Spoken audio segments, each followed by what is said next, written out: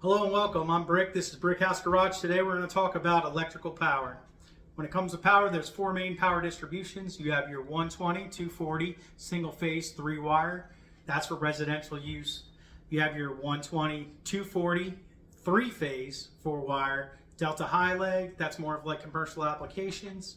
Then you have your industrial power, which is going to be 120, 208, 3-phase, 4-wire, line connected. Your last one, your big dog, is going to be your 277, 480, 3-phase, 4-wire. That's also line connected. We're going to use that to operate our large motors and pumps in industrial settings. Okay. Now, say we have an industrial motor or pump and it's going clockwise. Well, we need it to go counterclockwise. The easiest way to do that is to just swap any two leads, any two phases. So normally that pump goes, actually it's A, B, C, and that makes it go clockwise, right? Now, if we want it to go counterclockwise, we just have to actuate them in a different order. So if we go CBA, CBA, now it's going to go back the other way, CBA. Anytime you do that, make sure you annotate it so anybody down the road that comes to troubleshoot an issue knows that it's wired backwards. All right. When we're troubleshooting, we're going to use our multimeter. The reason why we call it a multimeter is it has multiple operations. We can do volts AC, volts DC, amperage. We can ohm components out. So volts AC is going to be a squiggly line with a V or a VAC underneath of it. That's just letting you know alternating current voltage. Okay. The other main one we're going to use is continuity. That's going to be the omega symbol. Okay. Or think of it as a horseshoe with like the bottom legs kicked out. All right. What that's going to do is that's going to check for continuity between two positions. So if I want to see if there's power going or if there's continuity going across this switch or this diode or anything else between 2 points, that's going to let us know they're connected. All right. When we're checking for power, you have 4 steps you have to follow to make sure something's de-energized. First thing you're going to do is you're going to do ground and neutral. So the next one we're going to do is ground to phase, then we're going to go neutral to phase, and then phase to phase. Okay? If you don't have voltage in any of those configurations, you know you're good to work. All right? When it comes to checking continuity and ohming out a circuit, our golden rule is to make sure that circuit's dead. Okay? So we're checking just to make sure 2 things are connected. We don't want to run the power through our meter and burn up our meter. So golden rule, make sure voltage is off. If you don't know what voltage your meter can handle, if you look between the 2 probe inputs, we have our 600 volts category 3. That's letting us know the max voltage we can run on this is 600 volts. If it's not where the leads connect, it's going to be on the back right here. All right.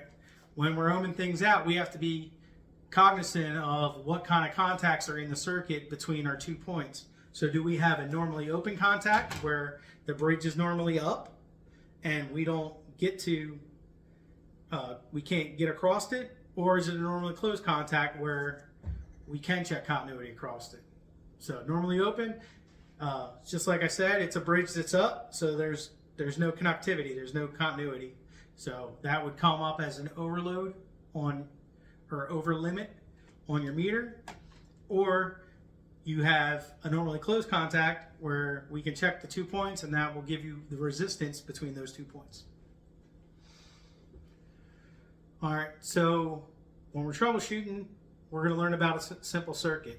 So a simple circuit is composed of 4 main components. You have your power source, right? And then that's going to be your DC voltage like your battery, or it's going to be your AC voltage coming from your breaker and your breaker box. So we got our power source. We're going to leave that on our conductors. So that's just your wires in your house that's running it to, say, a switch, which is your light switch. Okay? Then it's going to leave that switch and go to your light bulb, and then it has to make it back and complete the circuit. That's why it's called a simple circuit. It has to make a full revolution. All right. So an easy way to remember this is, think of it like you're leaving your house to go to the store, right? You leave your house, which is your power source. You're going to take the road, which is your conductor. you get to the first bridge, which is your switch. Okay, it's off. Now we turn it on, we connect the circuit, we leave, and we go to our load, which is the store. We get what we need, but we have to make it back to our house because we can't live at the store. All right, so now we go back on our neutral, on our conductor to our home, and that's a simple circuit. Okay, one of the main components that you'll see in a circuit to run a motor is going to be your motor starter. Okay, a motor starter is just our way of controlling the voltage that's getting to our motor. So think of it as an electrically actuated switch. All right, so power is going to enter it and go to the coil. Okay, so your coil is just, think of it as a copper lining with a metal rod inside it. When the energy hits the coil, it pulls the rod in, and then the other component that releases it, say it de-energizes, well, there's nothing pushing this back, so we have to put a spring on this side. So the spring will push it back out of the coil and disconnect the contacts. So your contacts, you have 3 phases coming in here, right? A, B, and C. So each one of those has 4 connecting points.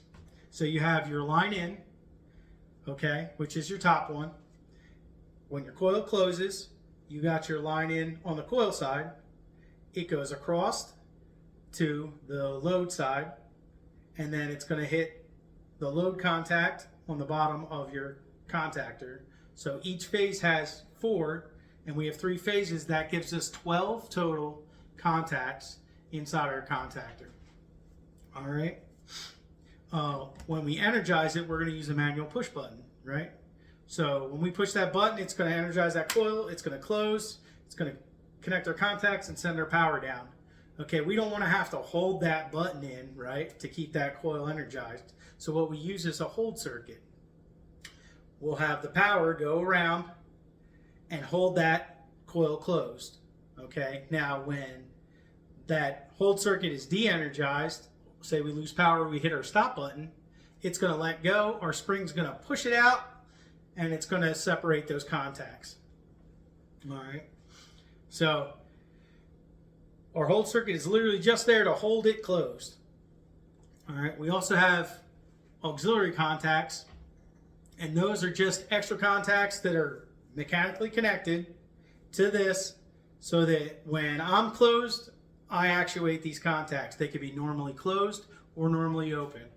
So say I have a red light that says so what we usually use them for is indication. So say I have a red light when the pump is off, and then I have a green light when the pump is on.